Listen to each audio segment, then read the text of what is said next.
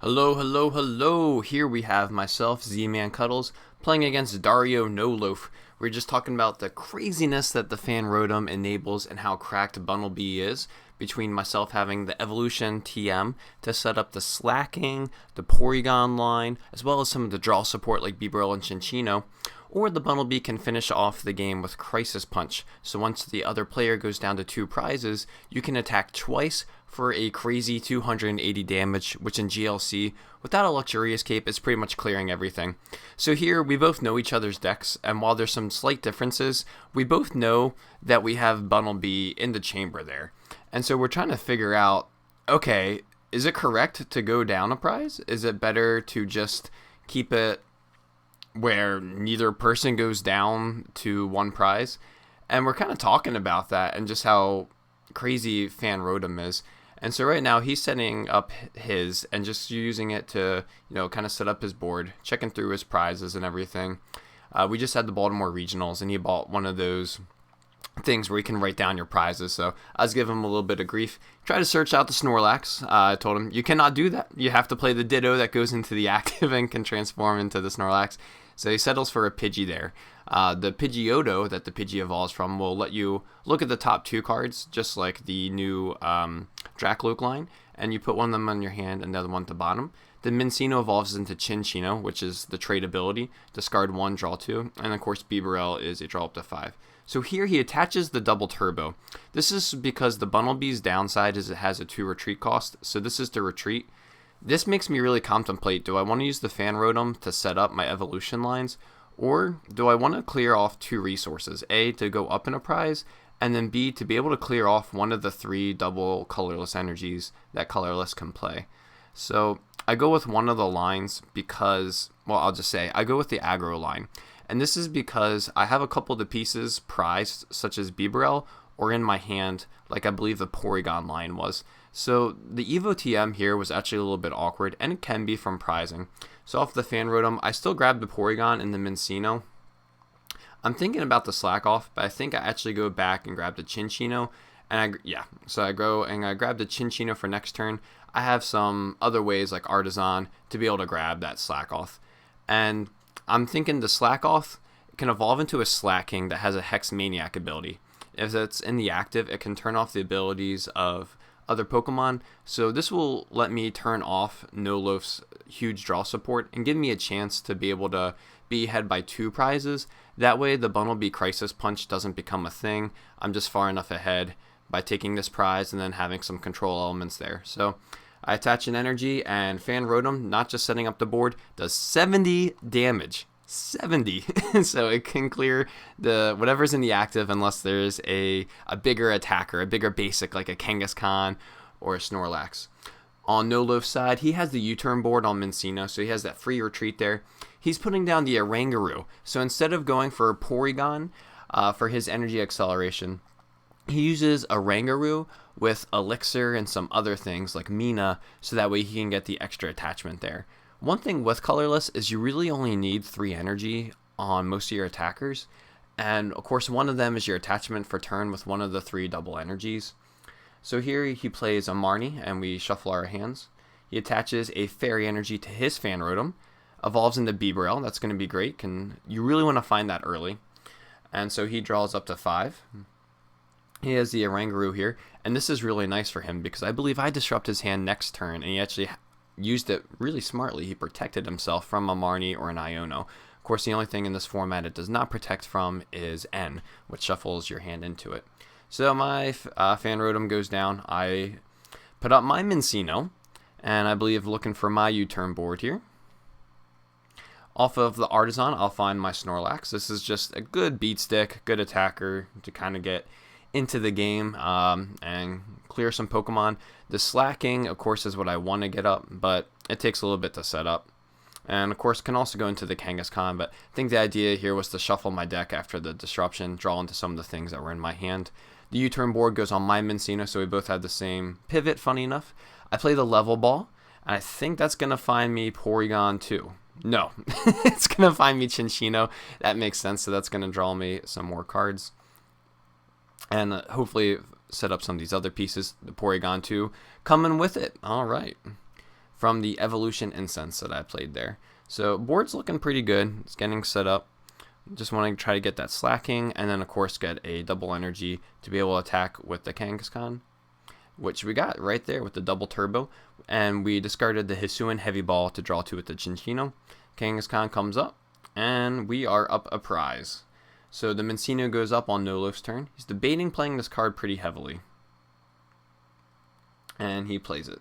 I do not remember what it is. I need to change the camera angle. He gets his own Snorlax with the worst art, I have to say. If you're playing the Snorlax, you gotta spend $1 on the trainer galleries. These trainer galleries are ridiculously inexpensive, and they are so sweet. I love them so much. This Chinchino is close to my heart too. I played that in standard with a meme deck not even worth mentioning, but I've always really liked these kind of cards. So now Dario plays a card he loves called Buddy Buddy Rescue. So I actually have to put my Fan Rotom into my hand. I don't have a choice. Not something I would love, because if my hand gets disrupted, it goes back into my deck. But if it doesn't, then that gives me a free trade fodder, so I'm actually kind of okay with that. The Bunnelby comes back down. The Bibarel draws him back up to 5.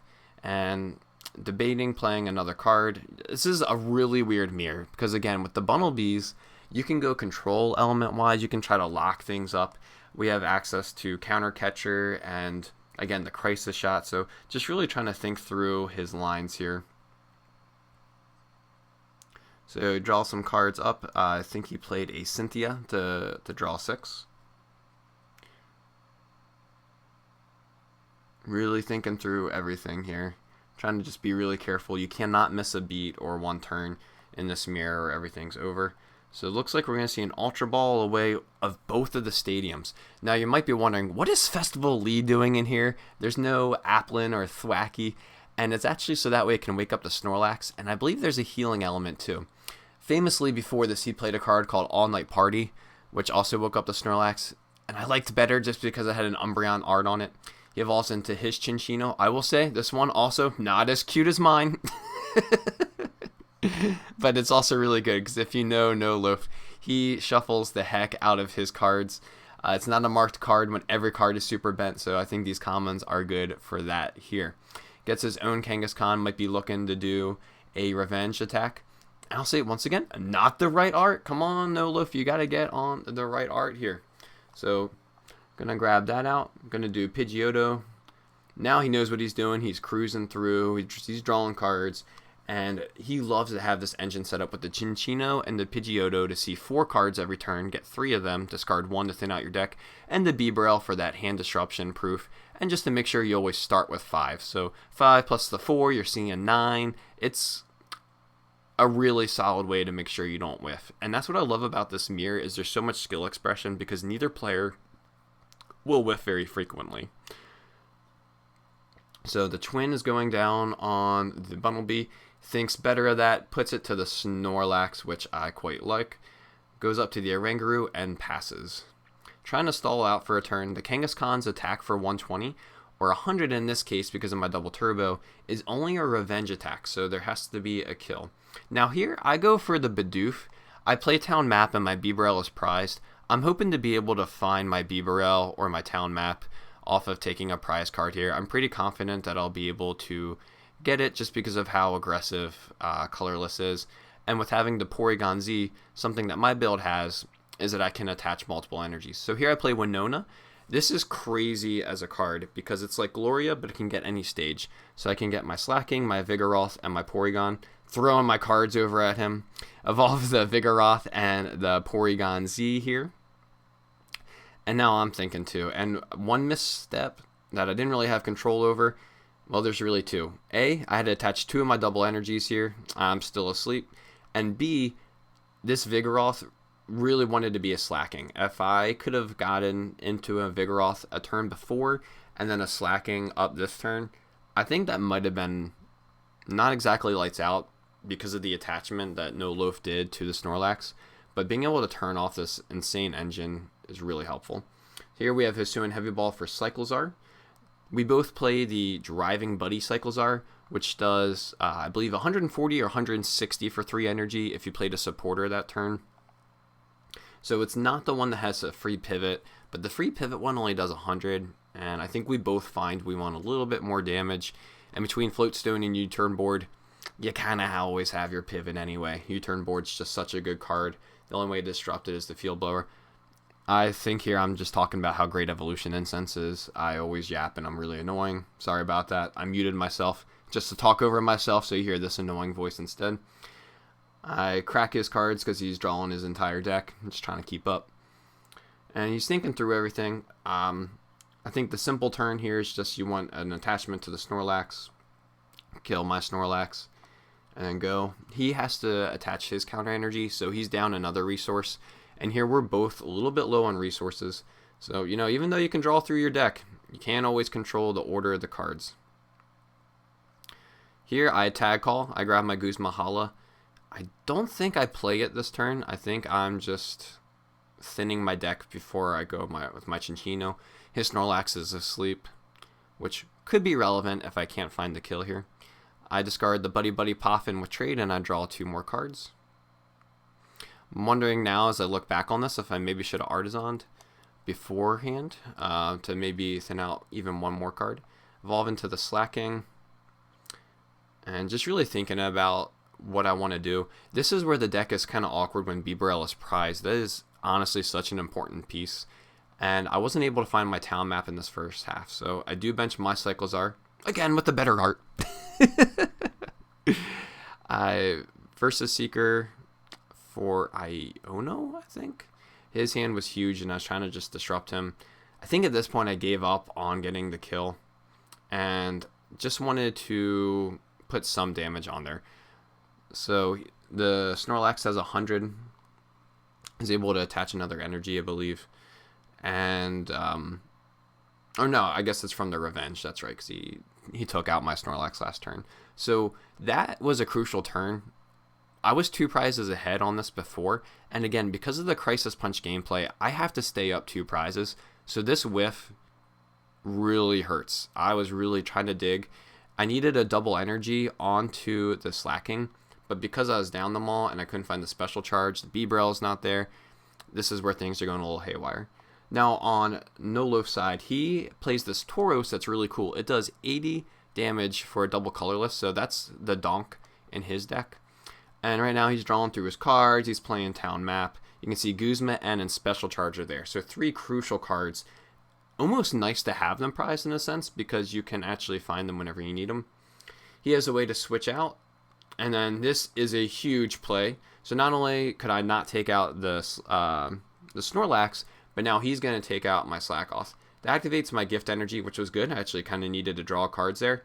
But now I play 2 recovery cards. I play Super Rod to shuffle 3 and Rescue Carrier to shuffle 3. I'm just thinking to myself, okay, I need to find one of those and I'll Artisan out the other piece. Spoiler alert, I do not find it. My recovery does not like me. I'm drawing cards with Chinchino. I'm playing Trainer's Mail. Here I'm shuffling my cards. It's an easy decision if I find what I need, but, you know, I do not.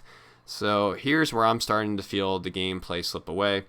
As a condolence, I have town maps. I'm thinking, okay, I can get Bibarel, but that's really something I needed a turn or 2 ago. And I'm feeling that now at this point in the game. Like, I'm a turn or 2 behind. It might not look like that on paper. It's 3-3. I'm obviously going to take the kill here, but it's not looking great. I thin out with a Bunnelby, knowing that something on my end is going to be taken out next turn. So I just want to be able to get that onto the bench to try to set up the Crisis. And because I have the recovery stuff, I play Paul Guy just to thin it as my only supporter in my hand. And again, really feeling the Bibarel being down. So I'm glad I'll be able to get it here, but did I need that probably 2 turns ago. To the point where maybe I should consider playing the Pidgeotto. And, you know, those are the kind of things where you just have to figure out the deck space. 2 cards is not insignificant. So here, special charge back in my 2 special energies. I put on some of my energies onto my Pokemon. And I put the Recycle onto the Bunnelby, so that way if he Gus kills the Bunnelby, that energy will pop back into my hand, which I can freely attach with the Porygon. And I set up the Cyclozar. So I like that energy split there, even looking back on it. Now with the Parallel, this is huge. He had an energy on that Bunnelby, so that means he had to get rid of that resource. And of course he plays Recovery, but since he doesn't have the Porygon, he has to accelerate with either the Oranguru Elixir combo or a Raihan. So I'm feeling pretty good about that. He keeps his draw engine, which I think is actually really heads up as a play though. He plays a special charge here to get back his 2 double colorless energies and put those back into his deck. So right now we're kind of even on that sense. I'm at 2 prizes to his 3. He's shuffling back in the energies. And I think actually right now we're taking a while because we're still talking about the Crisis Punch and just how crazy that is in this mirror. My board's more developed, but even with the parallel, he's able to keep his support. And, you know, the attackers are just all basics, so you can throw them in whenever. And this is where I really needed that slacking to come into play. So that counter catcher play from him was just so nice.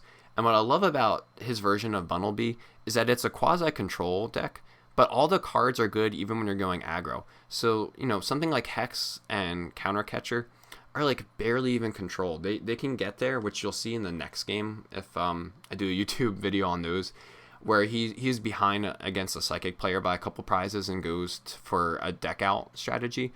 But in a game like this, the control cards aren't bricks, right? So the counter catcher is just actually a really good card too, and that's what I love about this hybrid style that you don't see in a lot of Pokemon decks. That's something you more see in other TCGs, like a mid-range kind of deck essentially. But what I really like about Colorless and Psychic is they're not just good types, but they're versatile types. So here we have the Twin and the Muscle Band, and my Kangaskhan is getting destroyed by his mama bear. Or I guess it's a kangaroo. It's a marsupial of some sort. Alright, he's looking through my discard, and this is going to be a resources game. Think figuring out, okay, which way am I going to win here? Is it going to be the Crisis Punch? Am I going to have to try to go for a control kind of strategy? And he's thinking, do I take the N or the Guzma? He goes with the N. I remember at the time I was actually feeling relieved. I was thinking I shouldn't have benched that Bunnelby because I was worried about the Guzma. I at least protected the energy, and I had my 2 recovery cards. The decks were getting kind of thin, but with some of my luck of finding some things, I think I still didn't find a recovery card for slacking. I was feeling a little bit down at this point. Now, this is the crucial turn where I'm at 2 prizes, so when I take the next prize, I go down to 1. And so I think, okay, I'm going to go for it. I'm going to take out the Bibarel. The board isn't that established. You'll see 4 cards here. He has 3 in hand. And so what he has to find is the recovery, a way to accelerate an energy onto the Bunnelby, and then the Crisis Punch itself. He was checking to see how much energy I'll have on mine, or if I have a Luxurious Cape. Just because a Luxurious Cape is the one thing that can kind of get a Pokemon into the 260 range, or above the 260 range. Because you have to remember, Crisis Punch hitting for 280, 260 is insane. So here, he's looking at either Double Turbo or the Max Elixir.